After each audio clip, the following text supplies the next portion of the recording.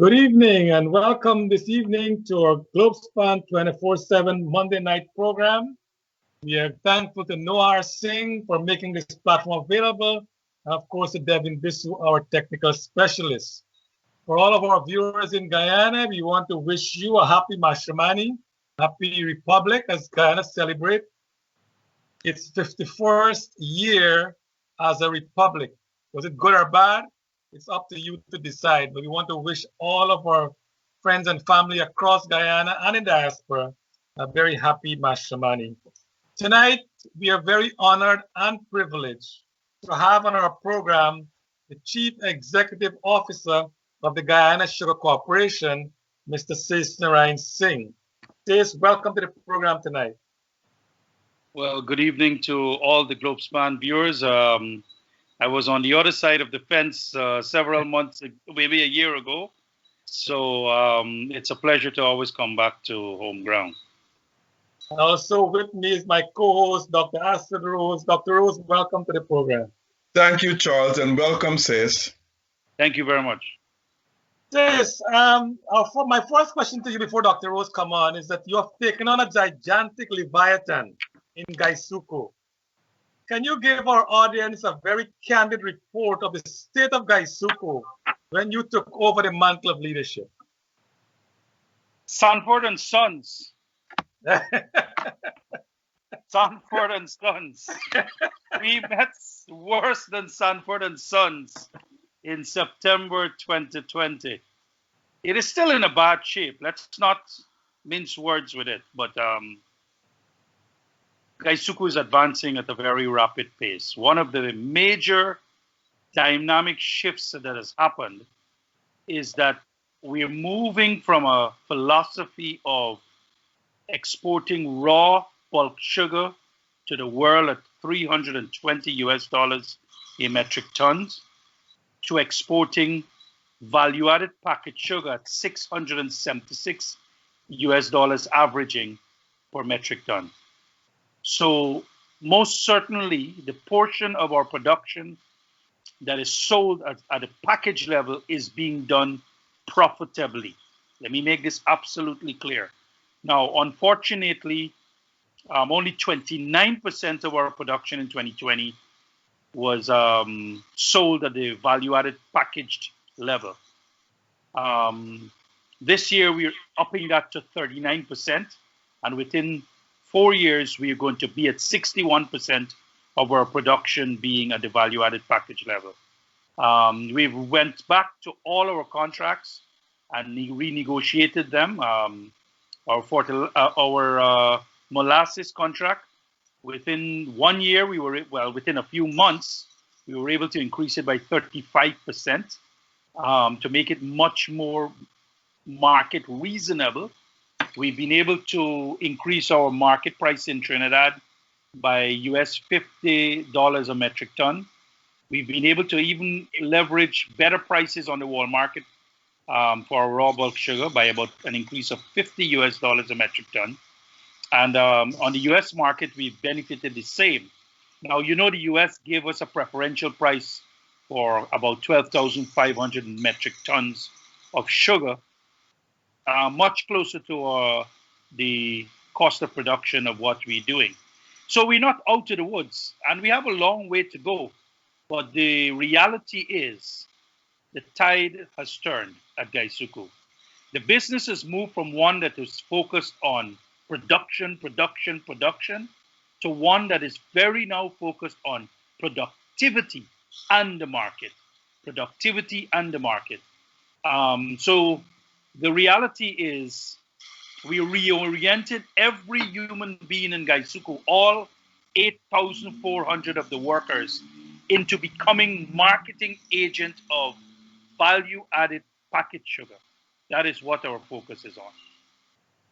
So when you say that 61% of your production will be packaged sugar in a few years, are you looking at the current level of production or a projected increase in production level?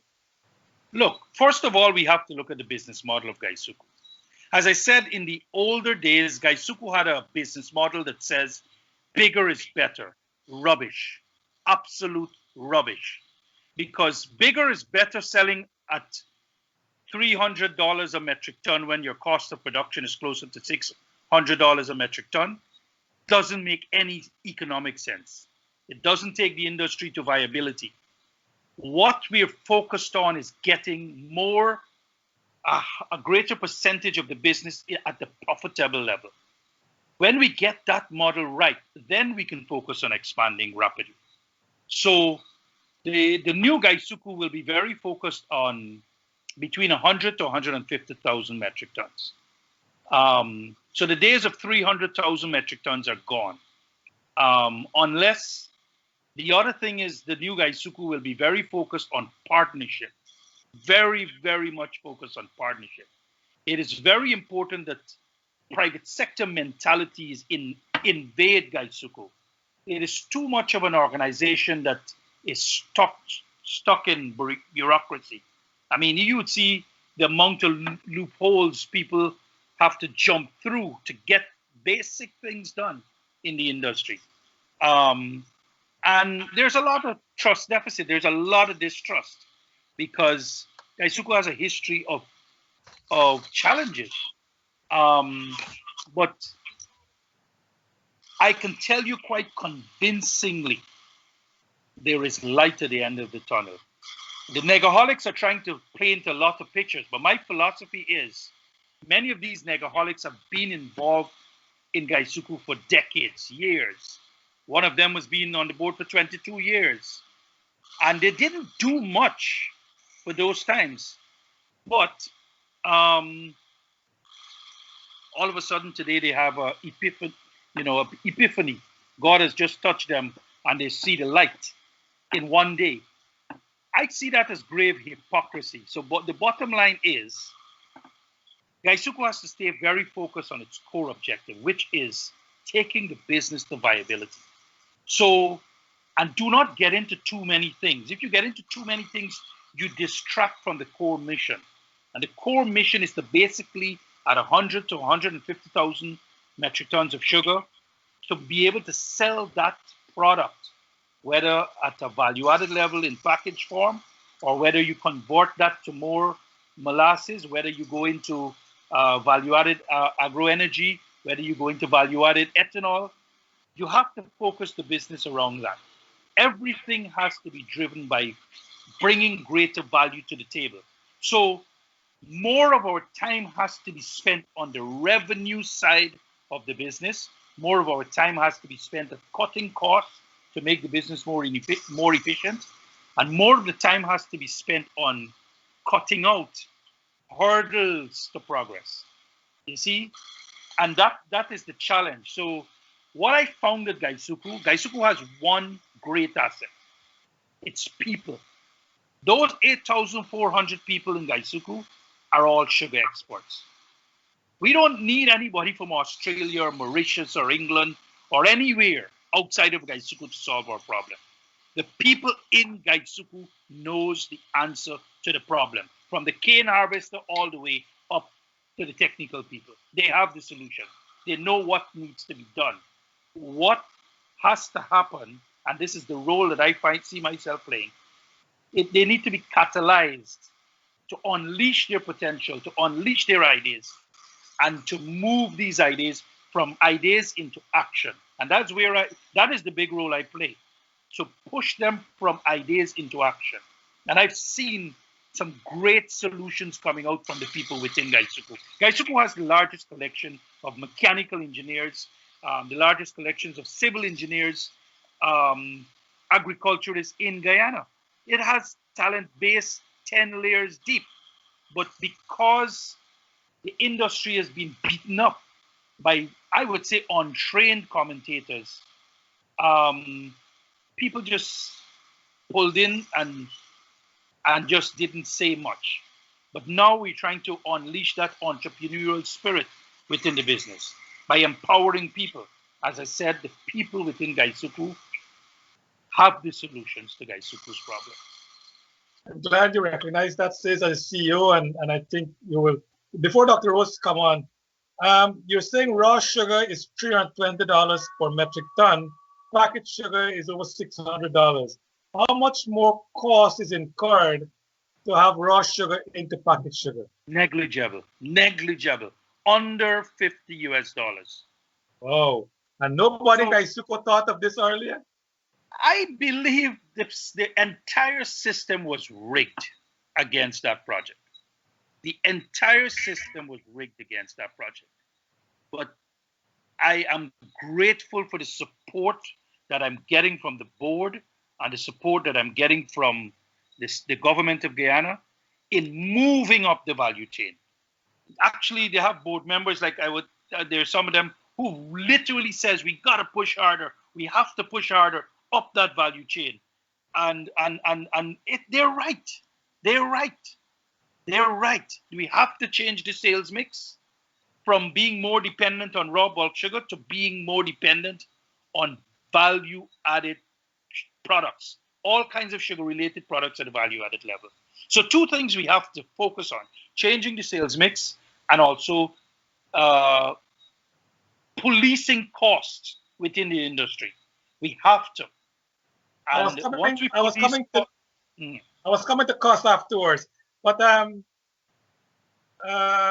Dr. Rose, go on. Your take. Sis, let me start with something more of a family trait. Your mom told me a few years ago that you are my twin brother. Well, Now, the bottom line to it all is that if you are my twin brother indeed, that doesn't mean you're going to get away easy tonight with me. I don't expect to at all. Let me reorganize Charles's question. You have been preparing for this job as CEO for Guysuco for years. You had plans of how to bring Guysuco back to fruition. Now, but seeing the devastation of Guysuco in the last 3 or 4 years by the Granger administration and the enormous problems Guysuco is facing, why did you take this job?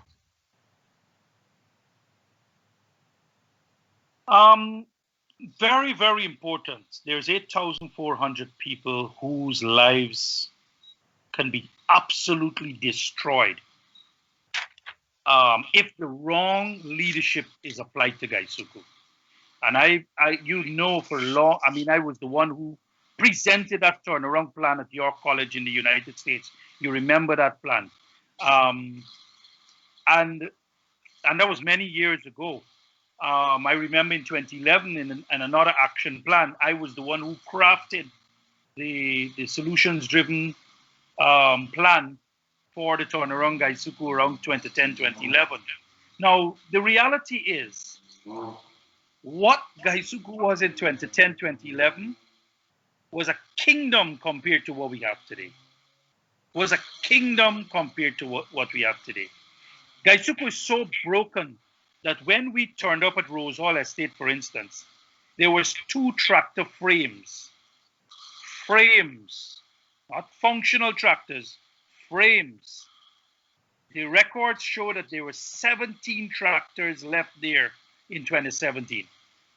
I never thought human beings could have eaten steel, but I've seen it in Guysuco, where at Rose Hall Estate, after 3 years of plunder by the Ramjatan administration, those guys, they left frames. I do not understand it. It doesn't make human sense to me. They told me when I used to watch a movie with Dracula with steel teeth, and that these people literally ate those tractors out. The wheels, the engines, the alternators, the batteries, everything they ate. It was a disaster. That's why I said to you, Sanford and Sons, because on those 3 estates that we've been charged with reopening, it's a junkyard. It is junk, literally, and we have to rebuild that from scratch. Okay, now Guysuco, as you know, was formed in 1976. Mm-hmm. And at that time, up to the early 90s, it was exporting at least 85% of its annual production output to the EEC and other countries. What percentage it is exporting today? To the EEC? Well, no, to any countries. It's total export. Well, Guysuco made 88,898 metric tons last year. It used about 22,000 of that metric tons domestically. The remainder of it went internationally. That was Okay. 60,000 tons. Right. Okay. Now, what is the cost per ton to produce sugar in Guyana? Compare that to the world price. Right. The world market price right now, well, luckily we were getting about 340, 350 now. Guysuco's price of production is closer to $600 a metric ton. So we cannot sell raw bulk sugar. It is insanity to go into that market. We do it because, one, we have a long-standing relationship, but the dominant part of our market has to move away from raw bulk sugar. It has to be at a different kind of product. So the sales mix has to change. So let me give you an example. What we've done last week, we won the Antigua market, which will buy bags and packet sugar. All of it sold profitably. The week before that, we won the Grenada market. Bag and packet sugar all sold profitably. The week before that, we expanded the St. Vincent market. Bag and packet sugar profitably. The week before that, the Trinidadian market was expanded. Bag and packet sugar all profitably. We've gotten better price on our molasses before that. So there's the determined attempt to penetrate the Caribbean market, because the secret of our solution means market penetration in the Caribbean, in the regional market. Our sugar is good. It is known in these areas. We messed up in the past years by not selling into these markets reliably. And that has to be fixed now. That has to be fixed now. And that is why, if you go into our Enmore bond right now, you will find 14,000 bales, which is about almost 75,000 package of sugar sitting as inventory ready to move. We've just sold last week for the first time in quarantine 80,000 package of packet sugar. Now, before people would buy loose sugar, which means some young guy in a back shop, in a sweatshop, sweating over that bag of sugar, his drops of sweat falling in the bag, contaminating it, and then he takes the dipper, dips it, and sells you your loose sugar. The Guysuco sugar, no human being touch. It comes from the factory straight into the package, sealed automatically, and it's there ready for human consumption. So that what we're doing is pushing that kind of trade out of business, meaning the loose sugar out of business. So more of our packet sugar is being found in rural Guyana. More of our and we have it in all sizes. We have from 0.5 kilogram all the way to 5 kilogram. So there's options based on your ability to buy. We have different brands. We have the Amarara Gold. We have the Amarara Brown. We have Enmore Crystals. And we have a new brand that we're bringing out very shortly. Even only last week, one of your suppliers from New York, he came into Guyana. He says, I want this color of sugar. He said, bring your sample. He brought it. We sat there at Blairmont. We looked at what he brought. We evaluated with our technicians what we can produce, and we can make it. He said, if you can make this sugar, I will double my import into Richmond Hill. So we're going to be selling double sugar into Richmond Hill now, because we're going to make that brown sugar that he wants. Charles, before you jump in, let me ask you this question. You are tasked with the responsibility to reopen 3 of the 4 sugar estates shuttered by the Granger government. Since becoming the CEO 4 months ago, can you tell us 4 major changes you have made to steer Guysuco in the right direction? Well, the first thing we've done, we've re-engineered the business from a production business to a market-driven business. We want the market to design the production, not the production to design the market. Whatever the market studies are deriving, we will then build in the production to get. So the mantra now is produce what we can sell at the best possible price. So that's the first thing. The second thing is we have started to attack waste in Guysuco. So my mantra to the procurement people is transparency, ensure everyone knows what we are doing. So you publish it on Facebook, you publish it on social media, you publish it on our website, you publish it in the newspaper. Everybody must know what Guysuco is doing. And thirdly, the most important thing is empowerment of the technicians. Before, Guysuco was a top-down business. Today, the ideas are coming from the bottom up. And that is one of the things I've done, and it's one of the greatest thing I've done. We have set up a WhatsApp number, 624-5192, where any member of the public, any sugar worker, anyone can WhatsApp us or text us an identification of any act of corruption, any concern, any problems they have, and we act on it.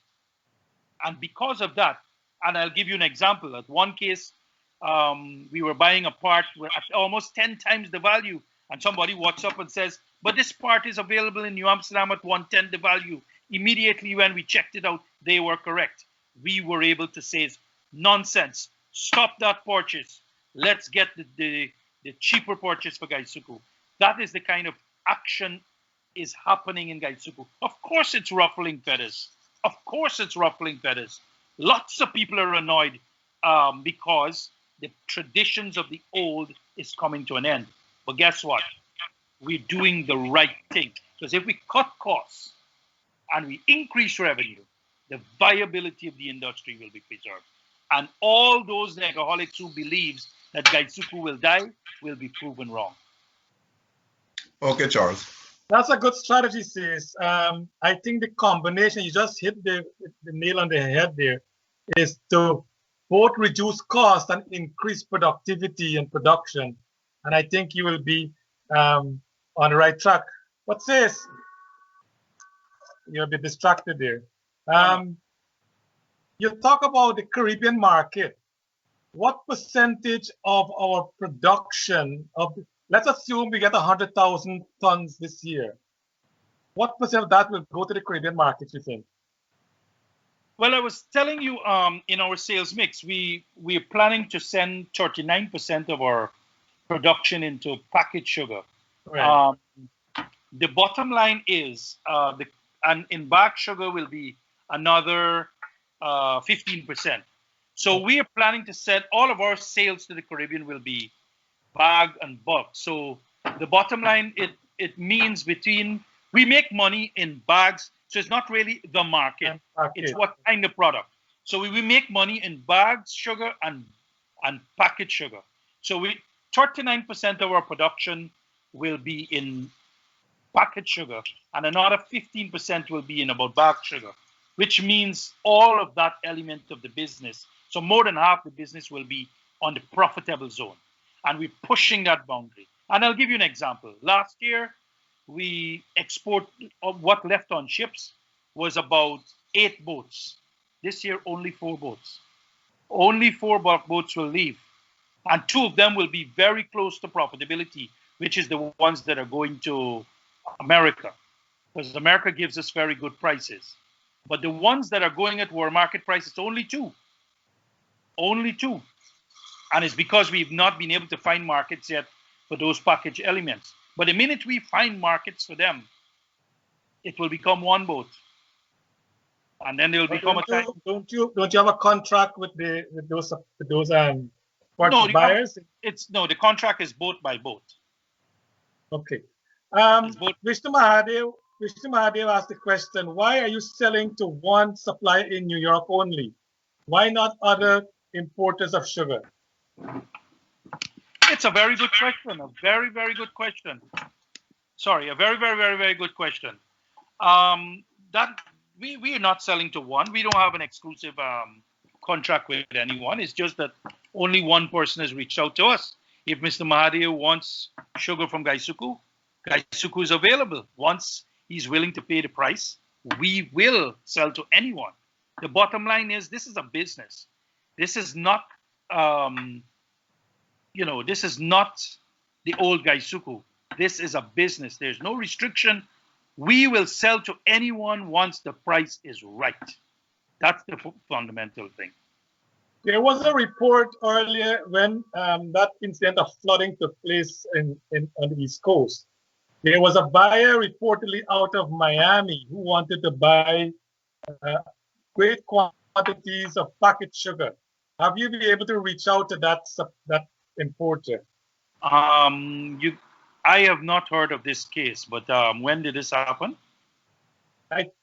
There was report on social media that the person wanted to buy a lot of sugar out of Guyana, but after he read of the flooded fields from those squatters, he decided that he don't want to get involved in that because apparently he's supplying sugar to some of the supermarket chains out in Miami, the area, and he was concerned about the bad publicity from that flooding.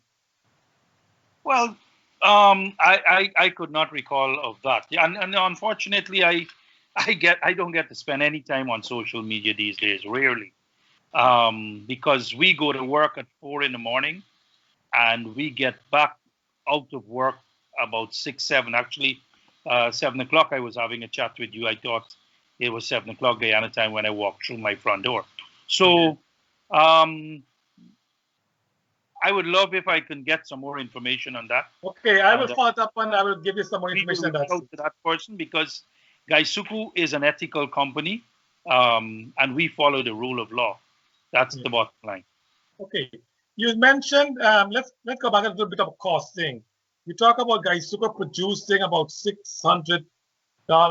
Is it per metric ton at this point in time, or that number? Yeah. And that is based on the current level of production. Mm-hmm. So if production increases, you expect the unit cost to come down per metric ton, hopefully, right? Which area has been the greatest cost factor in that $600 per metric ton? Is it, if you have 3 broad categories, material, labor, overhead? Well, obviously, labor is more than 65%, going on to 70% of Guysuco's cost. But the reality is, we can have efficiency gains in other elements of the business. For example, the cane transport route, which is Guysuco's production process is deconstructed into 3 elements. You have the planting and agronomical part of it, which is on the fields, and the harvesting.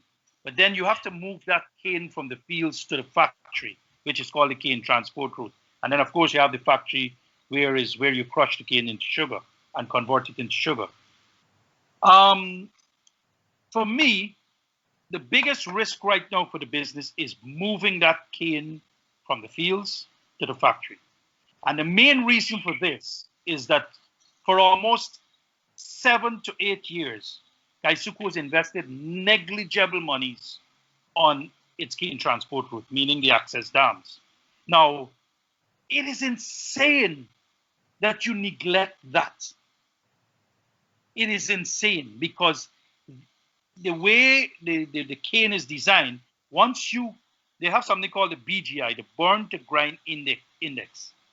Once you burn that cane, you have 48 hours to crush it, or else it loses its sugar content, or what they call the pole. It loses that sugar content rapidly. So Guysuco has struggled in getting the cane over the years from the burning to the factory because of a number of reasons. One, they have malfunctional cane transport tractors, but the biggest problem was the state of the dams. They have cases where the dams and the trench, or the canals as we call it, is one and the same. So, but these things cost mega money, and that is why this injection from the government was so timely, because it stimulated now investment in key and critical areas of the business. So we're expecting. So last year we made 88,868 metric tons. We were expecting 97,420 metric tons. But I'm convinced, based on what I've seen, the cane harvesters and cane workers are fired up. They are fired up. And they're fired up because they want to prove to the negaholics that the problem is not the people in Guysuco. The problem is lack of critical investment in critical areas. The problem is markets. We have to be in the right markets. The problem is we've not attacked costs efficiently enough. And the problem is just making sure that the sugar production process is seamless. The people, as I said, the people in Guysuco knows what they have to do. And sis, and you're so passionate in talking about Guysuco, and I think you really have a great grasp of it. When I just want to go back to when you said a unit was selling in New Amsterdam for 10% of the price that the Guysuco was paying for earlier. Why wasn't the purchaser fired? Well, the point is that it's a good point, but the point is we have to build a case. You know, everybody's unionized in Guysuco, so you have to build a case. But you're right. You're absolutely right. Some more draconian actions have to be taken against these inconsistent practices. We have to stay focused. The bottom line is Guysuco has to attack cost at all costs. But let me make it very clear. My mandate is very, very simple. Viability. We have to make the business viable. And for us to be viable, we have to empower the people. And as I said to you, as more and more evidence builds, we are going to take action. I've only been there 4 months. There's so much to do in Guysuco. So much was left undone in Guysuco. But the good thing is, we started to build a cadre of new talent in Guysuco. Because I'm not that young, you know. As you can see from my beard, I'm not that young. You look very young, young man. We have to build a business and a cadre of future leaders so that this business can be given to the youths of Guyana. I think those who've had control of the business in the past, who got all the solutions all of a sudden, they need to take a hike because they've misled this business for the longest while. And we need to build a cadre of new talent so to make sure that the new Guysuco can be preserved and remain there for the long haul. Because you know something, His Excellency the President talk about a one Guyana, a oneness. And there's one institution in Guyana, you can see that one Guyana. It is the most ethnically diversified institution in my country. The most ethnically diversified institution in my country. There's no other institution that serves all segments of the society as Guysuco does. And it's amazing because I noticed it and I was like, you know, this is pleasing to me because there's a misconception that Guysuco only represents certain people or certain political viewpoints. It's not true. Not true. Guysuco is the most diversified organization in the entire country. I agree with you. I think Guysuco is the most diversified. Before Dr. Rose come on, says, I just want to ask you this. You're talking about different components and products. And my wife was asking me, why do you have the different names for the different kind of sugar? Are you branding those names to get, people might have an interest in one brand of sugar rather than the other brand? Is it the sweetness? Is it the color? Why do we have different brands of the Guysuco sugar? Well, they will have different color because, for example, Enmore crystals sell in North America for obvious reasons. Guysuco lost that case to a young man over there. So we can only send Enmore crystals there. While Demerara Gold is the dominant player in the region, in the Caribbean. Guyana has everything. So that's the main reason why we came up with a different. All right. Have you considered white sugar production as part of the sales mix? Well, the market is there.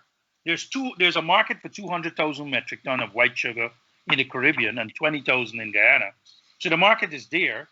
And the Berbice region is well poised for such a development. But however, it requires a 35 to 40 million US dollar investment in a refinery. And that's why I said the word partnership. Partnership is key and critical to move into some of these areas. And it is being pursued. You all know. Guysuco had published expressions of interest in the papers. We've gotten about 10 expressions. And those things are being reviewed at the appropriate levels, and decisions will be made. But the question remains: Guysuco don't have the resources to do some of these things, but it's a great idea to penetrate the white sugar market across the Caribbean. Why? Because of the CET. The CET applies 40% on white sugar coming from extra-regional sources. Every time Coated meets, Guyana is being asked to grant a waiver.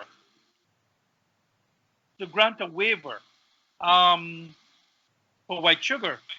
So I dream of the day when at Coated, Guysuco could proudly say, sorry, we're not granting a waiver because in Guyana, we're producing white sugar. We shall supply. So that day is coming though. But it has to happen with a partnership. Okay, wonderful. Dr. Rose? Yes, sis, I know you're very positive about the outlook for Guysuco. I am also positive, and thousands are also positive. Ignore the naysayers. But the question is this: can Guysuco become profitable again? And if so, what time frame do you have in mind to make Guysuco profitable? Now, one of the things I want to make absolutely clear is this. That's why when Charles mentioned expanding production, I was a bit queasy. Because expanding production is not the way. If you produce every additional pound of sugar or ton of sugar that you produce, it has to find a market that is profitable. Now, I'm convinced at 100,000 metric tons, we can find the market by 2026 to sell those products profitably. However, we have to understand the policy has been issued that we have to reopen 3 additional estates. So we are now working on a model to see what product to produce to make those estates viable. So while some people are saying all kinds of stuff, it's been 4 months. Rome wasn't built in a day.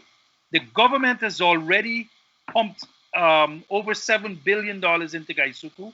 A lot of that money will be going towards the reopening of Rose Hall. A lot of that money is going towards recapitalizing the 3 grinding estates. A lot of that money is going towards bringing greater stability to the other 2 estates. So we need to understand all of it cannot be done at the same time. So we have to prioritize. Now, what do you do? Think about this. So there's 3 grinding estates that are producing sugar, that are producing money.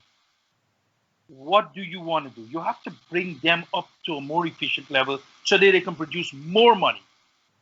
We are already starting to accelerate work at Rose Hall to bring them to fruition by the 2nd crop of 2022. Again, and then we'll move to the others and the others until we get the whole model sorted. But it's not going to happen in 4 months. It's not going to happen in 12 months. And people have to understand we need some time. We need some time before we can move some of these things forward at a more faster pace. You mentioned that in Guyana there are qualified people. You don't need people from outside. But really and truly, are there qualified personnel in Guyana to advance your goals of Guysuco? Or do you have to recruit some from abroad? COVID-19 has basically educated all of us into understanding talent can be recruited over Facebook, talent could be recruited over Zoom, talent could be recruited over Skype. As I said, the experts within Guysuco are good enough to stabilize what we have right now, to repair what we have right now. And I'll give you an example. At the land preparation level, for years, Guysuco has underperformed. The model basically says you need to replant 20% of your land every year. On average, in the last 3 years, Guysuco has been replanting 9%. Half of what it's expected to do, it was replanting. That has contributed to Guysuco having 10 and 15 and 16 and 17-year-old cane on some of these fields. Now, in the sugar industry, that's unheard of. So you have very old canes being asked to do the job of what an industry demands. So the first thing I did, I asked the technical guys, I said, what can we do to up this replanting process? Well, everybody said they needed tractors. So we started a procurement process, and that has advanced. We're getting 2 of those tractors coming. But to make sure that this year completes sensibly, those guys went across the industry and made a diligent effort to repair what we call half-dead tractors, tractors that were left for dead 5 years ago. And those tractors are now going to go back out to those fields to help. Now, they're not in the best of shape, so let's not brag about it, but the point is, rather than being zero, they're working. The other thing that we've done is we've gone to the private sector and asked for help by renting tractors. We're getting some traction there. And we're going to be combining all this talent base to basically say that we cannot accept 9% anymore. The model, the scientific model, the elementary basic model of sugar production is 20% after 5 years, the entire cultivation is replanted. And that is what we're moving to. So our target this year is to get 20% of our cultivation replanted. Our target this year is to do some flood following. Our target this year is to make sure that we repair some of those dams, including revetment. Our target this year is to make sure we replenish the fleet of cane transport equipment. Our target this year is to make sure, which we've already started to put in, some new mill rollers. Because Guysuco has a history of having toothless rollers. Toothless rollers. How are you going to crush cane with toothless rollers? They have the history of that. So we're changing those things out. And these guys are, the guys who work at Guysuco, I call them MacGyvers, because they have been inventing solutions when there was none. Okay, now the Skeleton Sugar Factory, that'll cost over $200 million, and that's a brand new factory. And I was told that it's the most modern factory you have in the world today, but it's not, it's non-functional. Do you intend to reopen that factory, and how soon? The word is partnership. Partnership is what we will do on all the new estates. We're engaging all the time. it is a tall order for Guysuco. Guysuco is a small company compared to what it was a decade ago. And that is what is very, very important. Now, I've seen people talking about models of bringing cane farmers into being owners of the land. The point is, people who are making those suggestions really have lost their way. And the reason being is, we have private cane farming at iFlux. It is a challenge because we have to relook at all the models in how we get payment to the farmers. Until those things are fixed, then it is going to be difficult. And then where are people going to get capital to invest in these lands? So, and you know, so the very, very important thing we have to consider, we have to get what we have stable. That is extremely important. It's been a rapid decline under the previous administration. So that decline has to be stabilized before we can start jumping out into other things. Okay. It has been reported time again in the media that there are some old heads at the corporation who are not cooperating fully with you. They are prepared to maintain the status quo, and you are not. They do not want change. If this is true, what do you intend to do with these individuals? It's been 4 months. I mean, it's like a marriage. 4 months you're learning about your partners. I see all 8,400 persons at Guysuco as partners for development. We are having a severe consultation program and collaboration program at all levels, with the board, with the shareholders, with workers. But it has moved. The last 4 months have seen Guysuco moving forward. So for me, that is good. Yes, it's been tough because there's different opinion, but you know, that's what democracy is about, a difference of opinion. But if it stops moving, then I will be concerned. But right now, Guysuco is moving. Albeit it's moving slower than it could have, but the point is it's moving. And every step forward is a step in the right direction. Okay. It has been said again that Guysuco has been known to be top heavy. If this is true, how you intend to reshape the corporation at the top? When we did the statistics for head office in 2020, January 2021 actually, Guysuco has had its smallest head office complement in the last 5 years. So I don't know if they're talking about the previous regime days when you had several layers, but what happened is a lot of those guys have resigned, retired, left.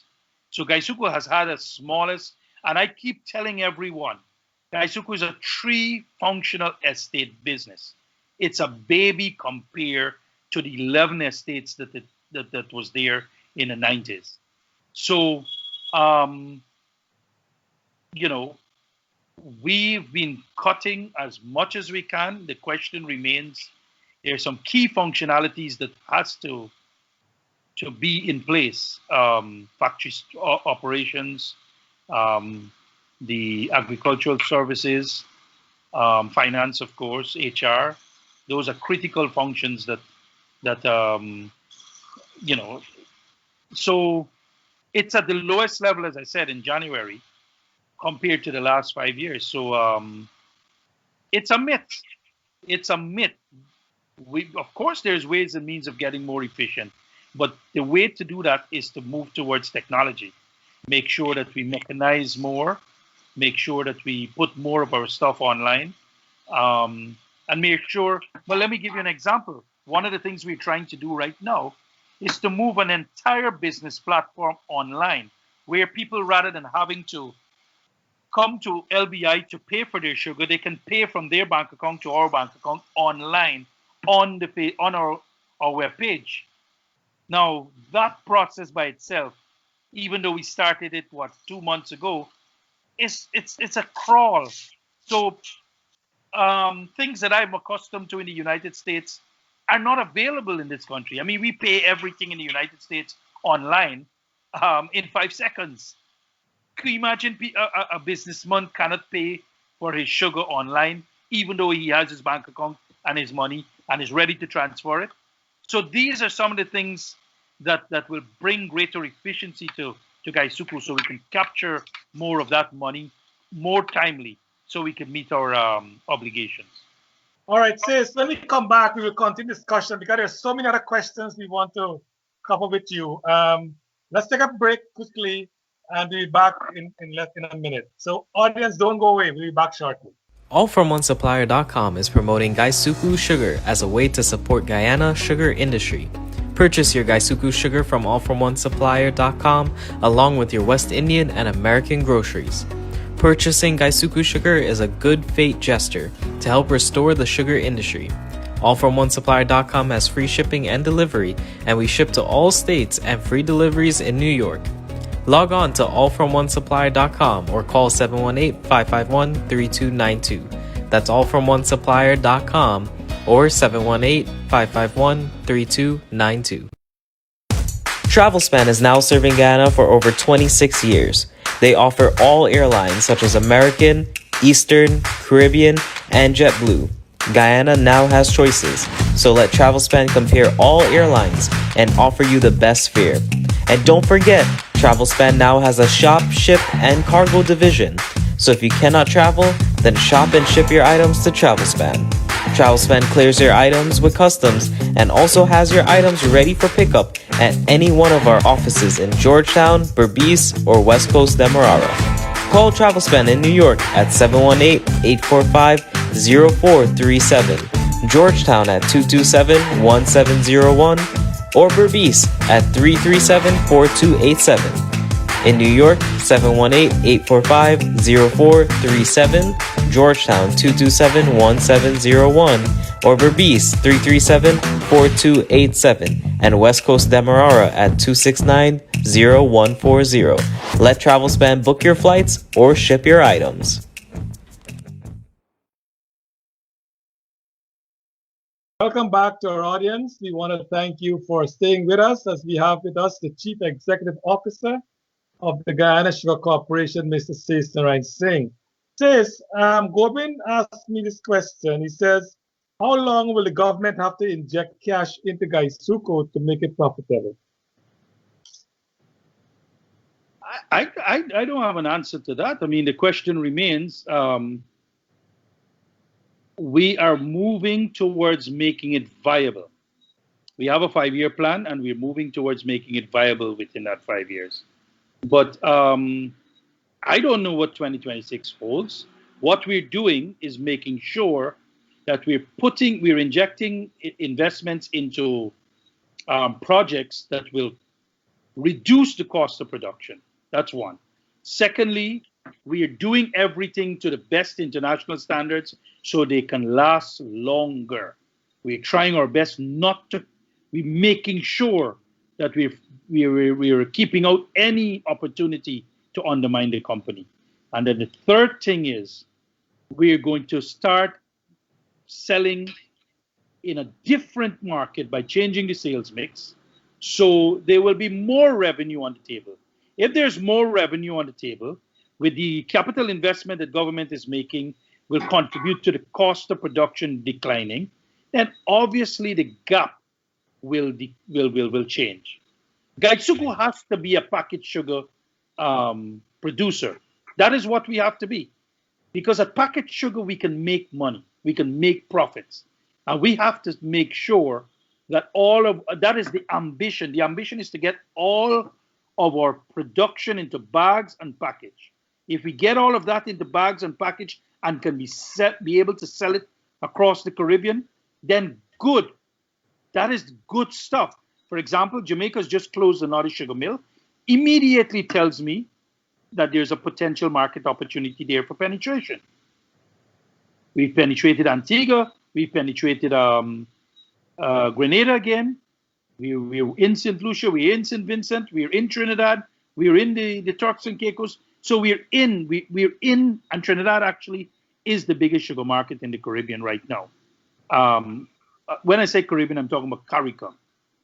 There's a great opportunity in Haiti, which we're now exploring. Only today, I met with the president of the Chamber of Commerce from Rupununi. There is another opportunity opening there, whereby he asked, can we package sugar in Portuguese for him to sell across the border? There is real opportunity, but selling at the package level requires a lot of work. Selling on a ship that comes to the Emerald Sugar Terminal is easy work, but it's loss making. Selling at the package level is like retail trade. Requires a lot of hand-to-hand trade. It requires a lot of handshaking. It requires a lot of human contact. It's harder work, but it's more money. So at what level of production, with the mix of bulk and package, you think Guysuco can break even with its current costs? I would say between 100 to 150,000. I keep saying that, but the target is, this year is 97,420. Next year, I think it's 106,000, but it's going to be between 100 and 150,000 metric tons. I'm glad you mentioned the production sales. I mean, Guysuco is really a manufacturing entity, right? They have raw material, which is sugarcane, and they produce sugar. And you've hit it on the head today when you said from the time the cane is burnt in the field to the time it's grind in the factory, there's a window of about 48 hours. In some book I've read, it says 24 hours is the ideal time. What strategy, and you keep, and I want to mention this, you keep praising all your employees, you have the best employees, yet they were all there when Guysuco was sinking and sinking and sinking. So I don't know what's the reason for that, but my question to you is, what strategy has been put in place to ensure that when the cane is burnt in the fields, it gets to the factory at least by between 24 to 40 hours? I think it's leadership. And I'm not saying this because I'm the leader of the pack. An attitude of mine has now invaded the leadership of Guysuco. And Guysuco leadership is not Sasenarine Singh. Guysuco leadership is 10 layers deep. And an attitude of mine has invaded the leadership where they now understand the risk. And I'll tell you what, when Rose Hall was closed, poverty went up by 60% in Kanji. Guyanese people are the smartest people they have. That information was communicated effectively across the sugar belt. Everyone knows the consequences of messing with this industry. It is dire. So now that we all know the consequences of messing with this industry, everyone is committed, re-energized, re-engaged, and committed to making sugar work. So that is why I'm saying to you, also, as I said to you, the Guysuco people know so much. That is why I'm saying that sometimes they don't have an outlet, and that is what I have been able to do, create an outlet for them. So this is why I say that WhatsApp number, people are actually sending information and they see a commitment at the highest level to act on it. And once they realize that action will be taken, they redouble their effort. So across the estates now, we are finding more superintendents, more managers, more of everyone who are now walking the field more, who are now supervising more effectively, who are now understanding that this entire value chain depends on their personal action. And if each one of us, as a member of the sugar family, take personal possession of what is happening around us, believe you me, it will change. So I am seeing greater amount of leadership from September to now within the industry. I've seen Look, the other day, I'll give you a good example. The other day, 80,000 packs of sugar went up to Albion for sale in the quarantine market.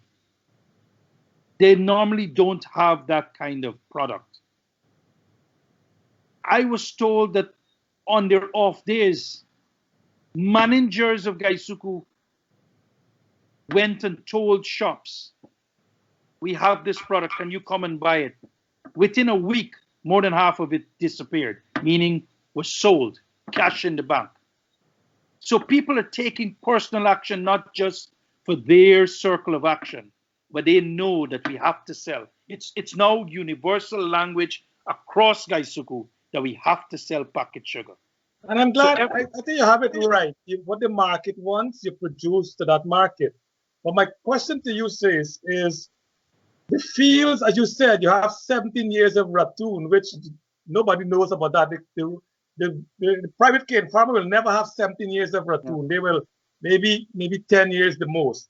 But because of are the workers properly trained in the field area to ensure that the field produces the best cane and the variety of cane to give us the greater output of sugar?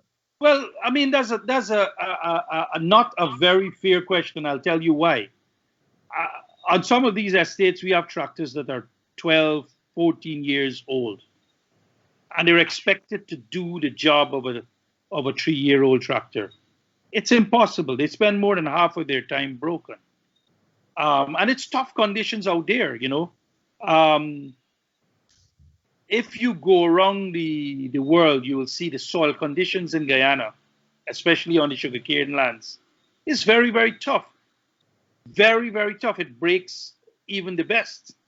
So we need to replenish their agricultural equipment. And again, we need to get people invested in the idea that sugar can be viable. You know, sugar's taken a hit so much in the public domain, not just this year, for decades, whereby everyone is an expert on sugar, but no one is an expert on sugar. The only people who know sugar properly are those who are actually doing sugar. That is why I'm saying to you, a superintendent on the fields of Guysuco knows much more than an expert on a television or on Facebook. Knows much more, but nobody's listening to the superintendent. Now, we've created a mechanism where the voice of these people are being heard and put into action if it makes sense. But have you a plan of action to train like this, to have these agronomists and to have the qualified people to ensure that our production is what it's supposed to be? We have entomologists for the insects and everything else. So we have those things in place. 2 things I've done since we came back. We've restarted the management training program. And in Guyana's Chronicle yesterday, they had a great spread where we had 5 female engineers working at Blairmont, our engineering staff. And so they were on the center spread because we're bringing more women also at the technical level into the game. But also we've restarted the Port Moran Training Center, which has been reputed as one of the best training school in the Caribbean. So they have restarted. And hence we are starting to focus our training skill set at sugar agronomy and sugar engineering. Our idea is to make sure that we have a critical mass of talent. Now, of course, as Guyana expand in other sectors, oil and gas, for example, there'll be a competing interest for these talent base. I've met some people from the oil and gas sector, and they told me that they've recruited some trainees, and most of them came from the Port Moran Training Center. So Guysuco has the potential to produce very talented people. So we're gonna be spending some more energy on that, and we restarted the management training program, and we are focusing on You see, we got to sweat the asset. The assets are not in a great shape, but we got to sweat it to generate some cash to put on the table, and that cash will then add with more cash coming from the shareholders and from our own generated cash, and using those cash to reinvest into the industry. I'm glad you mentioned shareholders. Sis, and you've been very high in praise for the workers of Guysuco. Have you considered offering shares of Guysuco to the workers? That's a decision for the shareholders, Charles. I am just a mere chief executive officer. But have you raised that issue with the appropriate authority? No, I haven't. Why I'm saying that, is that look at Bank CIS, look at DDL. They have actually ensured that all the workers have shares. So not only, as you said, I think the workers they like to give their input and to be heard. Once they become a shareholder, they have more interest now to ensure that all this corruption is removed as far as practicable. So it's a symbiotic relationship, and everybody benefits. Maybe that is something you can maybe raise with the principals. And I'm sure people are thinking on all these issues. There's pros and cons to everything, but as I said, that is not something for management to consider. I mean, at the right levels, I'm sure people are thinking about all these options. Okay, Dr. Rose? Sis, you spoke about mechanization, but Guyana, like many other underdeveloped countries, have labor-intensive industries, and that is meant to absorb the large labor force in those countries. But if you mechanize the sugar industry, what will happen to the workers? Well, let me make it very clear. Last crop, the turnout across the industry was about 70%. So there's a natural gap of about 30%. So mechanizing 30% of the industry will bring no harm to any human being. So mechanization is important, but the people are more important than the machine. But as I said, if 70% turnout you're having on the fields, if you mechanize 30% of the field, it will bring zero harm to the people, zero harm. Even if you mechanize 20%, there will still be a gap of 10% to cater for whatever human beings want to come into the job. But, Guyana is changing sociologically, and we all know this. While people criticize sugar workers, cane cutting is a very, very difficult job. You have to see it to believe it. It's not an easy task. And you have to be physically fit, really physically fit to conduct that function. It is not for anybody. That job is not for me. I'm not physically fit like those guys. You have to be physically fit to do that job. And so there is a natural attrition happening in the industry on the fields. Not rapid, but a very slight decline. And that is why mechanization is an important element of any future developmental strategy in Guysuco. But it has to be done incrementally, little bit at a time, to make sure that the human beings in Guysuco are not affected. Over the years, weather has affected sugar production, but most importantly, wildcat strikes have done much harm to the production of sugar in Guyana. What steps do you intend to take to prevent such strikes? The union will tell you that I might be one of the CEOs who've been most collaborative with them. I engage with them constantly.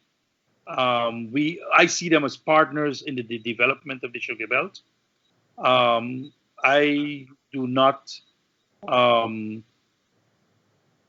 I believe in communicating with them constantly, and that's what we do. Okay. Now, there are many byproducts of sugar, including bagasse, ethanol, molasses. Are you moving to increase the production of these products and to secure markets for them? Well, we already have molasses in production, and we've had a very improved price on the contract for this year.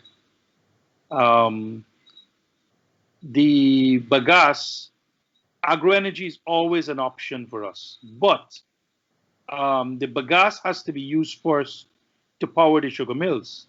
So the estate that has the greatest potential for agroenergy of the tree grinding estate is Albion.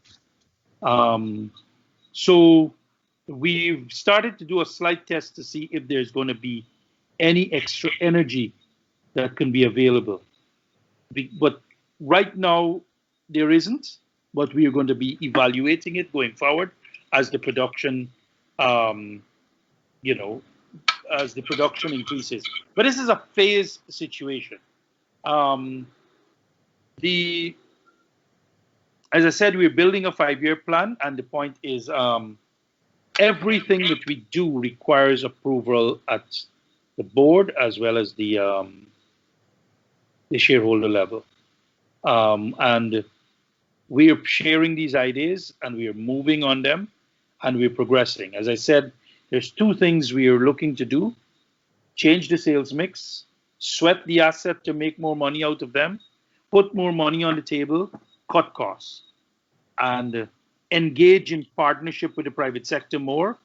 I've only had a conversation the other day with the Private Sector Commission of Guyana on opportunities for collaboration. So we're doing all sorts of stuff that requires a focus on streamlining the business model to make sure that we fulfill that mandate. You see, the idea is to increase revenue while decreasing losses. So the gap between the two can expand and expand so much that one day it will overcome the loss. That's the game plan. Yeah. Okay, go ahead, Charles. All right. Sis, you mentioned, I'm glad you mentioned a good collaboration with the union. And the union over the years, I'm sure you know growing up, most of the Booker's housing scheme had sugar workers living there. That's no more the case. Most of the schemes where the estates are now, they're occupied by non-sugar workers. And one of the benefits the union was able to negotiate with Guysuco on their whole the estate. And that's a huge cost to Guysuco. My question to you is you didn't negotiate that. You met that as a CEO. But when you are negotiating with the union and there's always cost to the corporation, have you talked to them about, tell us now how we can do some savings to ensure that we cover those costs, because you cannot get it by revenue because the market is, as is. But if you're going to increase costs, which Bookers did not have, but Guysuco have now, tell us how we can do some savings. Have you been able to discuss that with the union to see how well they can cooperate with the corporation? Not yet, but the question remains: all contracts have to be respected, and that's what we all will do. Respect contracts. At the end of the day, I am very pleased with the relationship and the support that I've gotten from the unions. Very, very pleased. So, because we all understand where the industry is. Everyone who loves sugar understands where the industry is. And everybody's doing their part to make sure that this industry remain in a position where it can move to viability. That is, and I got to raise my hat to the unions. They've been very responsible over the last 4 months, and I commend them. It is a difficult road for all of us, a difficult road for the unions, a difficult road for the management. It's a difficult road for the government, because everyone has to play their part, and everybody's trying their best to play their part to make sure that this idea of a viable sugar industry can be an ambition and that we can move to that ambition. Yeah.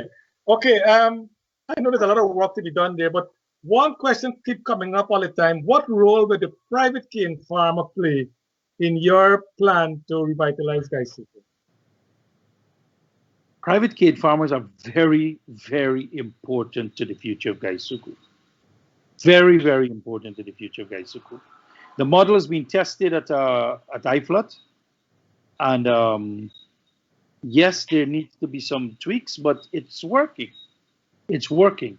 And we value their contribution at IFLOT. Without the private cane farmers, there will be no IFLOT estate. I'll be very candid about that. Very important that that relationship is intact.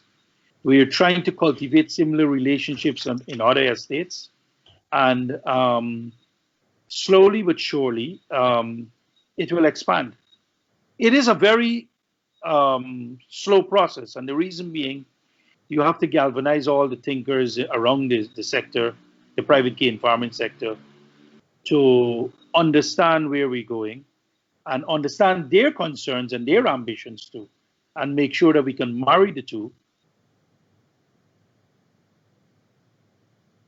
But we do value the private cane farmers a lot. Okay. Says we'll take a short break and then we'll come back, Doc, and then we'll continue this discussion. So to our viewers, we'll be back in 1 minute. All From One Supplier is pleased to announce its online shipping for West Indian and American groceries. Order online at allfromonesupplier.com and with free shipping and deliveries to any part of the United States. Save time and energy to shop for all of your West Indian groceries from the safety of your home or office. We carry West Indian products like curry powders, meats and fish, dashing bush, pepper sauce, sodas, and your favorite snacks. All From One Supplier has it all. All From One Supplier fulfills and ships your order directly to you. So visit All From One Supplier today to start shopping, or call All From One Supplier at 718-551-3292 to handle all of your West Indian grocery needs. That's All From One Supplier, 718-551-3292. Free shipping, free deliveries, or curbside pickup from allfromonesupplier.com.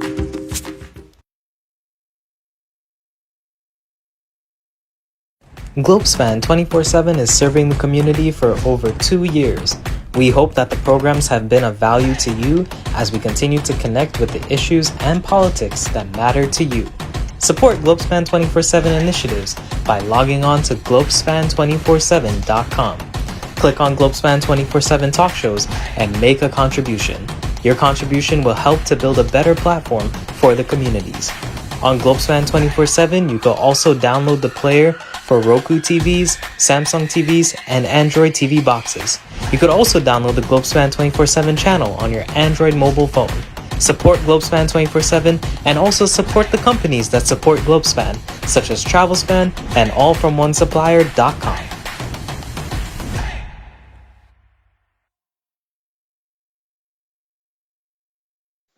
Welcome back to our audience. We want to thank you for being with us as we almost wrap up our program tonight. We are so honored and privileged to have with us the Chief Executive Officer of Guyana Sugar Corporation, Mr. Sasenarine Singh.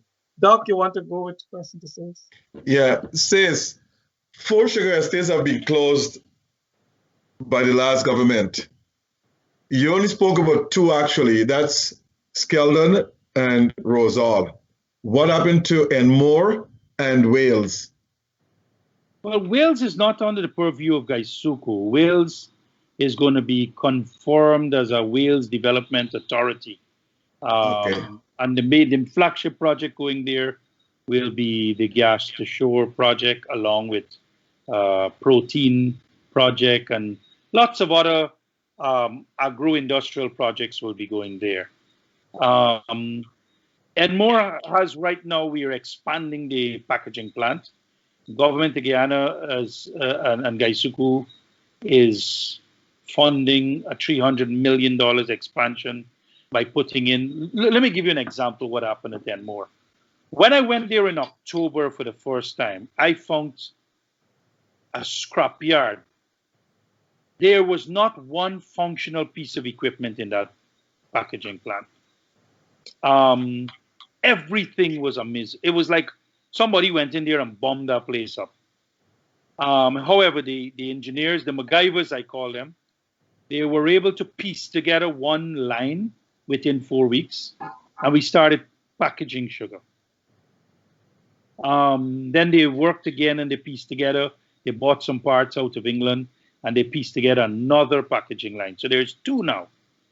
And we had this strategic session where the approval was granted to move the philosophy from bulk sugar to packet sugar. So we got the funding and we are going full steam ahead on moving from a 2-line plant to a 5-line plant by 2022.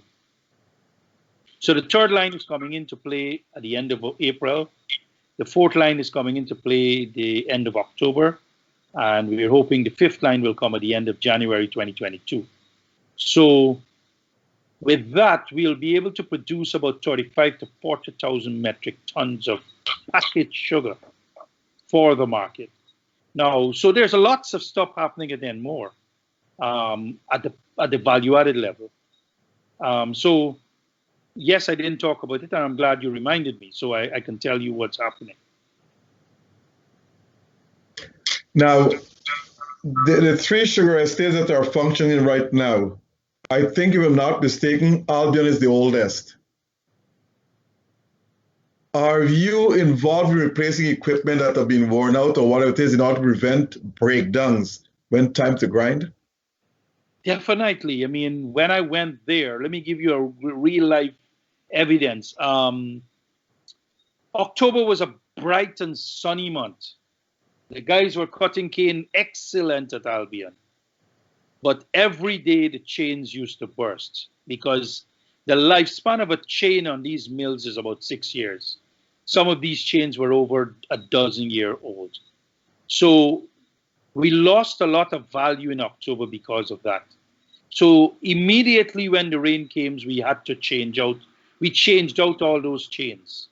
So Albion is starting this crop with brand new chains. We're not expecting those breakdowns. The sun is here, so we're expecting that factory to roll. Now, the reality is, I must announce that Albion has started production of sugar before MASH. I was told by the technical people, it is the first time in a decade that we've started this early at Albion. So the Albion people are fired up. I understand tomorrow Blairmont will start producing sugar. Albion has already started to produce sugar, and by the weekend, iFlut will start. So it is money, baby. Money is going to be coming in now. And that's the point. Once that production starts, it's an opportunity to package. And once that opportunity to package presents itself, it's an opportunity to sell in a value-added level. And that's what we're going to do. We're going to press ahead. So we've changed out rollers. We've changed out governors. Governors is a $1 million, a US $1 million product that is used to regulate all sorts of things in the factory. We've already started to develop the procurement plan for the out-of-crop season in May, June, to change very important things in the crystallization process in the factory. So we're expecting every crop, it will become incrementally better and better and better. So regardless of how old those factories are, once we start rebuilding those things like the rollers and the mill rollers and those other parts within the factory, we've also refurbished the entire electricity system at iFlut Estate. At $40 million, the entire electricity system has been refurbished. So we know we're a bit more comfortable with what is going on in the organization. What become of the estate houses, let's say in Skeldon, in Rosal, the ones that were closed? Well, the old NICEL under the old government had given it to friends and cronies of the leadership of that old government. Not given, but allowed people to live in it. It's been a long, hard struggle in getting some of these people out. But we've been getting great support and help from NICEL, and that process is continuing. So you're saying that people are living in the estate houses? There are people from the old regime who are living in the estate houses, yes, but they're being motivated they've been given notices to leave, and they're incrementally leaving. For example, I know at Rosal, 6 of the houses became vacant, so the estate managers can actually finally move in. At Enmore, I heard another 5 of them has now become vacant. So slowly, Guysuco's management team is moving in. But it's been a hard process. It's been a very hard process, and it's kind of unfortunate that people invented all sorts of reasons to hold on, to squat in those properties after being given notices to vacate. Okay. Now, one last question here.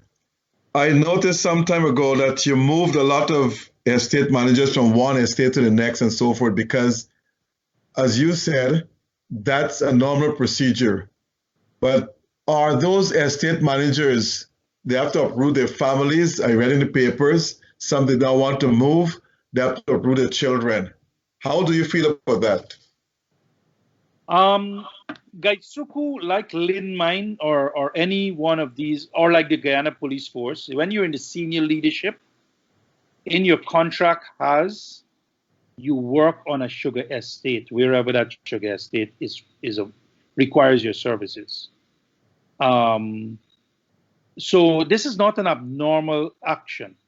But what has happened is because many people have not moved in 10 years, they have basically started to develop roots in some of these communities. But I tell you, it was the best decision we made, and I'll tell you why. I got the HR team to do a SWOT analysis on every senior manager in Guysuco.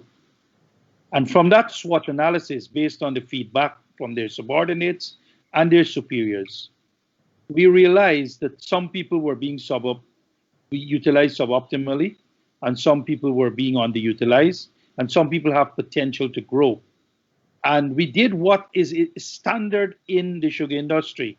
Once you're a senior manager, it is in your contract that you serve on an estate. It didn't say that you're wedded to one particular estate. And the entire process happened. Everybody's now in place.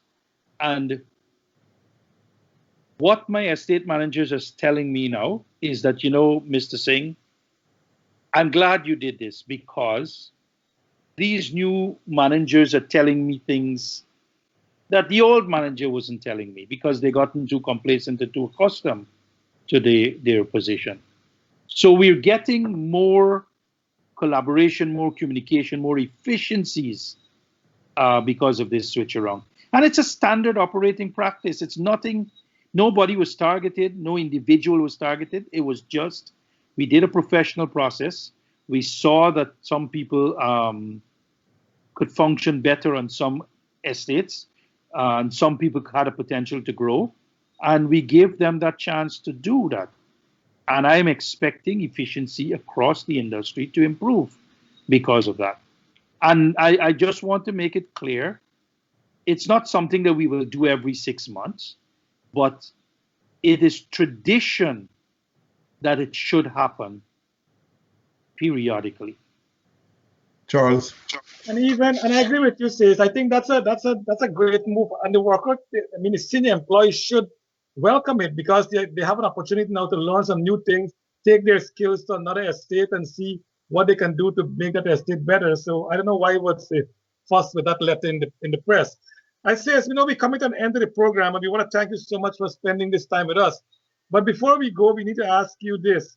I think you answered before, but for audience sake, when do you see this industry that you're heading will, you can't give us a definite date, but give us a time span of when this industry will be turned around and Guysuco will be at least a corporation that can break even.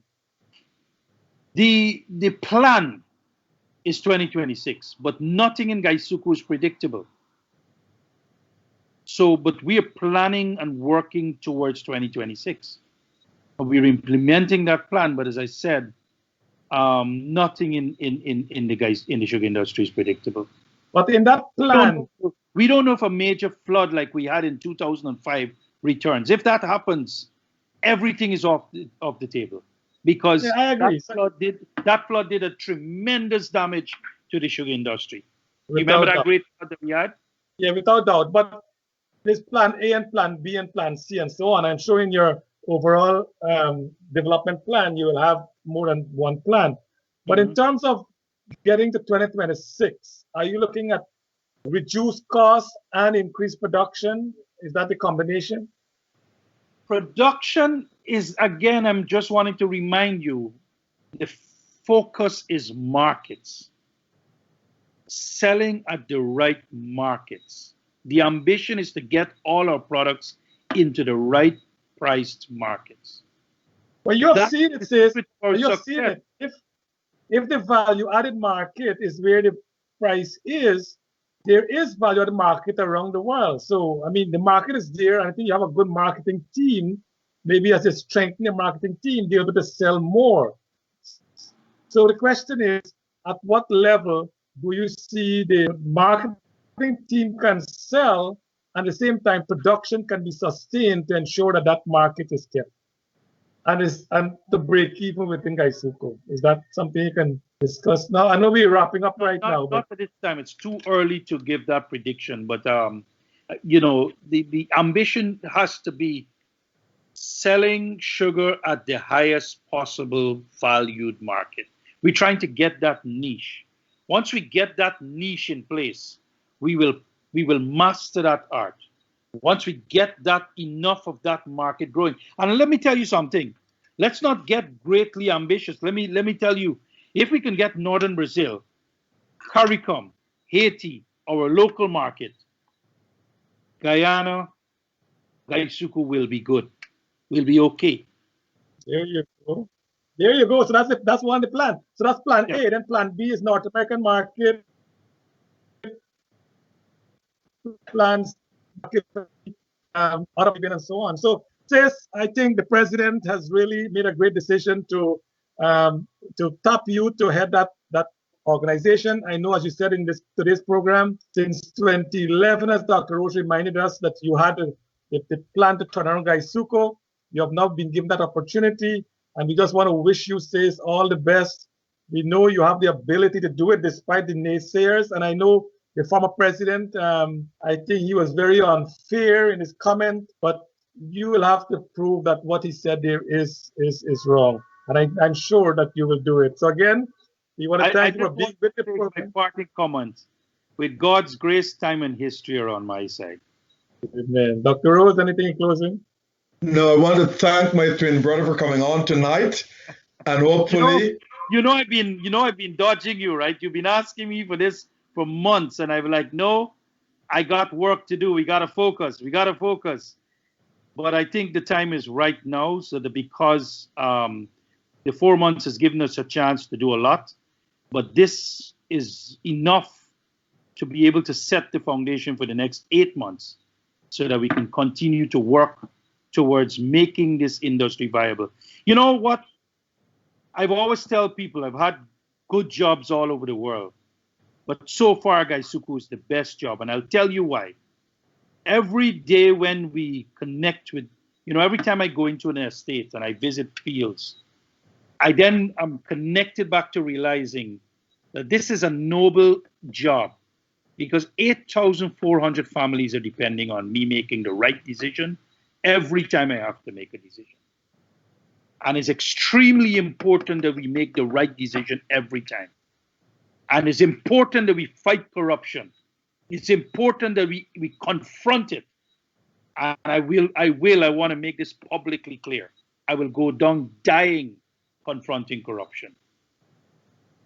And I must thank you, Says, for being very explicit in your plans and future plans for Guysuco. This is what the country needed. This is what our viewers need to hear. And I'm sure that you are going to be successful. Thank you very much. Have a good evening. Thank you, Sis. And to our audience out there, we want to thank you so much for being with us. And to Nohar Singh, to Devin, to all of you. And again, to our brothers and sisters in Guyana, happy Mashamani. Have some fun. Be careful with COVID and take care. Bye.